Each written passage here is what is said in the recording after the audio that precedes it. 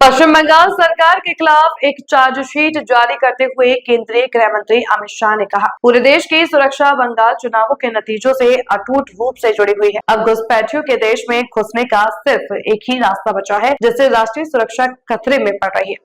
इसलिए बंगाल चुनाव कई मायनों में बंगाल के लिए बहुत जरूरी है। बीजेपी ने तृणमूल कांग्रेस शासन के खिलाफ जनता की शिकायतों को आवाज देने का संकल्प लिया। आज का एजेंडा इस तृणमूल कांग्रेस सरकार के 15 साल के शासन के खिलाफ हमारी चार्जशीट पेश करना है। बंगाल को भी देश भर में चल रही प्रगति और विकास की तेज रफ्तार के साथ कदम मिलाना होगा। यह एक ऐसी यात्रा है जिसकी पहचान भरोसे और डर के आतंक से आजादी है। यह चुनाव वह निर्णायक फैसला लेने का एक अवसर है। मित्रों, बंगाल का ये चुनाव बंगाल के लिए तो महत्वपूर्ण है ही है, परंतु पूरे देश के लिए महत्वपूर्ण। पूरे देश की सुरक्षा बंगाल के चुनाव के साथ एक प्रकार से जुड़ी है। असम में भारतीय जनता पार्टी की सरकार बनने के बाद असम से घुसपैठ कमोबेश समाप्त हो गई। अब एक ही रास्ता बचा है जहां से घुसपैठ होकर पूरे देश के अंदर घुसपैठिए फैलते हैं और देश की सुरक्षा के साथ खिलवाड़ करते। इसलिए बंगाल का एक चुनाव बंगाल के लिए महत्वपूर्ण है कई मायनों में, और देश की सुरक्षा की दृष्टि से देश के लिए भी महत्वपूर्ण। भारतीय जनता पार्टी ने तय किया है कि तृणमूल कांग्रेस के शासन के खिलाफ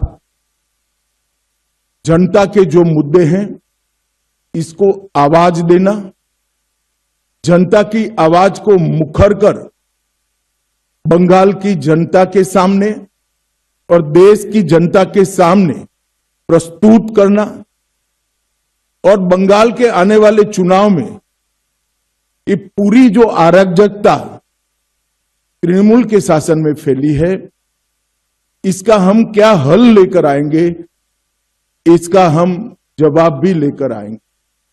परंतु आज की प्रेस वार्ता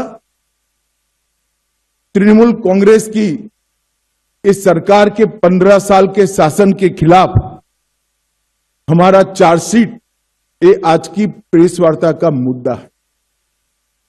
ये चार्जशीट जो है वो तृणमूल कांग्रेस भले कहे भारतीय जनता पार्टी का चार्जशीट है, परंतु मैं मानता हूं ये बंगाल की जनता ने ममता बनर्जी की सरकार के खिलाफ लगाया हुआ चार्जशीट है, जिसको भारतीय जनता पार्टी एक आवाज दे रही। एक प्रकार से आने वाला चुनाव बंगाल की जनता को तय करना है कि भय को चुनना है या भरोसे को चुनना। भय के आतंक से मुक्ति पाकर भरोसे के साथ देश जिस तेजी से आगे बढ़ रहा है, इसके साथ बंगाल को जुड़ना चाहिए। ये तय करने का चुनाव है।